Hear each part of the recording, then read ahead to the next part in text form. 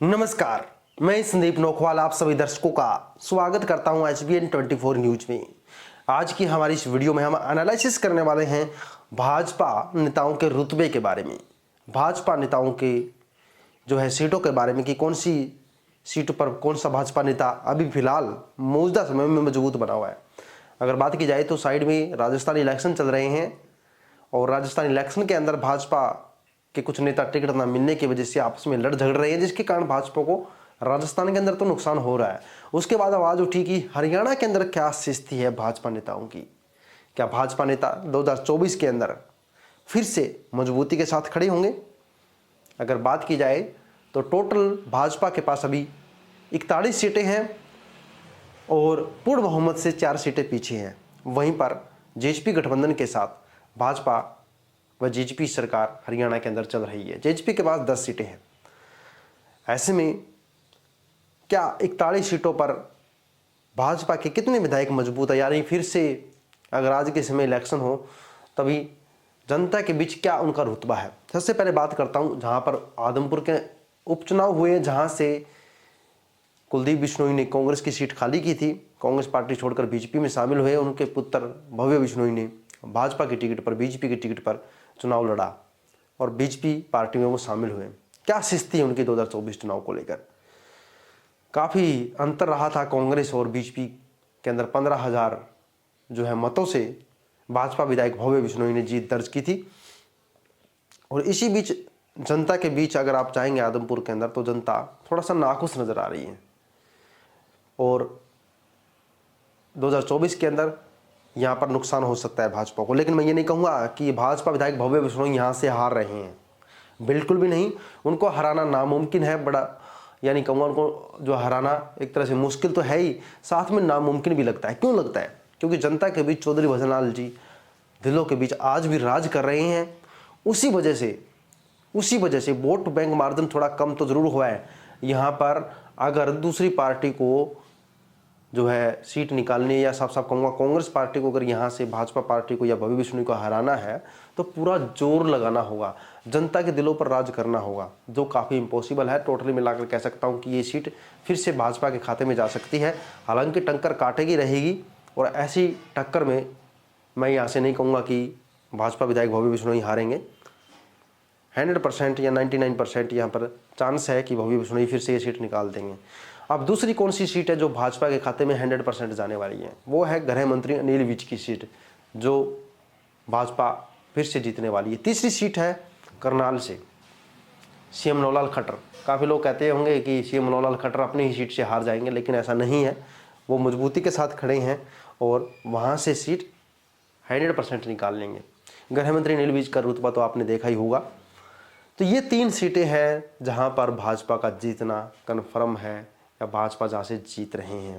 और कुछ सीटें हैं जहाँ पर जीत के बिल्कुल करीब है, चाहे वो कृषि मंत्री जेपी दलाल की सीट हो या कुछ अन्य मंत्रियों की सीट हो। ऐसे में टोटल मिलाकर कह सकते हैं कि कन्फर्म जो सीटें हैं भाजपा के 41 विधायक में से 3 तो कन्फर्म है ही है। उसके बाद में जो देखी जाए तो 10 सीटें हैं वो जीत के बिल्कुल करीब है, या कहना चाहूँगा कि वो जीत भी सकते हैं। यानी टोटल मिलाकर भाजपा के खाते में 14 से 15 कन्फर्म जो सीटें हैं, यानी 14 से 15 सीटें कन्फर्म भाजपा निकालने वाली है। ऐसे में आपको बताना चाहूँगा कि 15 सीटें अगर मान लीजिए भाजपा के पास कन्फर्म जीत में है तो 41 में कितनी सीटें जो भाजपा के खाते में बची वो आपको बता देता हूँ। लगभग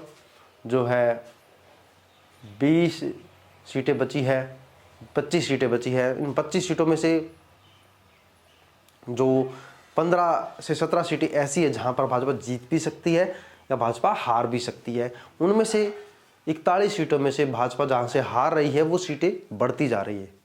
यानी मैं जो भाजपा की 41 सीटों का आंकड़ा लेकर चल रहा हूं तो इसमें साफ साफ कह देता हूं 41 सीटों में से भाजपा के पास 10 सीटें ऐसी है जो भाजपा हार रही है।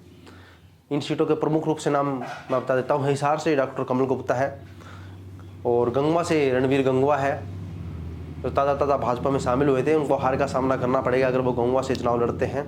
तो वहीं पर कुछ सीटें ऐसी भी है जहां से भाजपा को हार का सामना करना पड़ रहा है। टोटली अगर कैलकुलेशन यहाँ पर मैं आपको बताऊं तो काफ़ी समय लग जाएगा। यानी भाजपा 41 सीटों में से 10 सीटें तो बिल्कुल साफ तौर पर हार रही है, बची 30 सीटें। 30 सीटों में से भाजपा के पास 20 सीटें ऐसी है जहां पर भाजपा जीत भी सकती है, हार भी सकती है, यानी कुछ कहा नहीं जा सकता है। वहां से भाजपा को दूसरे विधायक हरा सकते हैं, यानी 2019 में उन्होंने जीत दर्ज की थी, हरा सकते हैं। अगर 2014 चुनाव का आंकड़ा देखा जाए तो 2014 चुनाव में पूर्ण बहुमत से बीजेपी की सरकार बनी थी। 2019 में कुछ विधायक हार गए तो सीटें कम हुई, और उसके बाद में अभी देखा जाए तो अभी कुछ सीटें और भी कम हो रही है, क्योंकि यहाँ की जो जनता है वो नाखुश सा नज़र आ रही है। ऐसे में मैं आपको बता चुका हूँ, जो गंगवा से सीट है, हिसार से सीट है, और आदमपुर की सीट जो मैंने कन्फर्म बताई है, वो सीट भी बदलाव में आ सकती है। आने वाले 6 महीनों के अंदर लोगों के जो मन के जो है विचार है वो बदल सकती है। तो टोटली मिलाकर यहाँ पर बहुत बड़ा नुकसान हो रहा है। और अभी ये देखा जाए तो अभी की जो मैं यहाँ का जो अभी विशेष रूप से 2023 के नवंबर या दिसंबर महीने में अभी एक साल का समय जो शेष है हरियाणा के विधानसभा चुनाव में, यानी 2024 चुनाव में अभी 1 साल का समय शेष है। और ऐसे में देख सकते हैं कि अगर कोई भी पार्टी तैयारी करना चाहे तो ज़बरदस्त तरीके से मैदान में उतर सकती है। अब बात करता हूँ मैं भाजपा की सहयोगी गठबंधन पार्टी जेजेपी की। जेजेपी ने 10 सीटें 2019 चुनाव के अंदर जीती थी। अभी फिलहाल की क्या स्थिति है यहाँ के विधायकों की? 10 के 10 विधायकों में से राम कुमार गौतम जी के बारे में तो सुना होगा, वो तो अपनी पार्टी से ही नाखुश नजर आते हैं, लेकिन वो अपनी सीट पे मजबूती से बने हुए हैं, यानी उनके जीतने के चांस है। बात करते हैं बरवाड़ा की सीट, जोगीराम सियाग, उकलाना की सीट राज्य मंत्री अनूप धानक जी, और ये जो सीटें हैं भाजपा जेजेपी गंवा रही है, यानी जेजेपी हार रही है। जो मजबूत सीटें हैं वो है उचाना से दुष्यंत चौटाला जी की खुद की सीट है, लेकिन यहाँ से भी संशय बना हुआ है। अगर यहाँ से उचाना से उनके सामने अगर ओम प्रकाश चौटाला जी जो ऐलान कर चुके हैं कि चुनाव लड़ेंगे, सामने से चुनाव लड़ते हैं तो दुष्यंत चौटाला जी के लिए जीतना यहाँ से बड़ा मुश्किल हो जाएगा। यही बात है कि नैना चौटाला भी अपनी सीट पर मजबूती से बनी हुई है। तो जेजेपी पार्टी कि जीत इसी पर निर्भर करती है कि उनके सामने कौन चुनाव लड़ रहा है। अगर मेरा आकलन देखा जाए तो जेजेपी पार्टी हरियाणा से 2 या 4 सीटें ही हद मार के निकाल पाएगी। तो आपके मन में संशय होगा कि ऐसे में तो कांग्रेस की सरकार आ जाएगी। अगर जेजेपी की सीटें इतनी कम हो रही, बीजेपी की इतनी कम हो रही, तो कांग्रेस की सरकार आ जाएगी, कैसे है?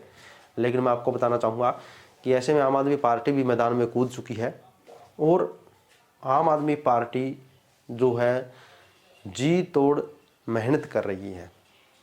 ऐसे में कुछ सीटें आम आदमी पार्टी के खाते में भी जा सकती है, जिससे 2024 के समीकरण बदल सकते हैं।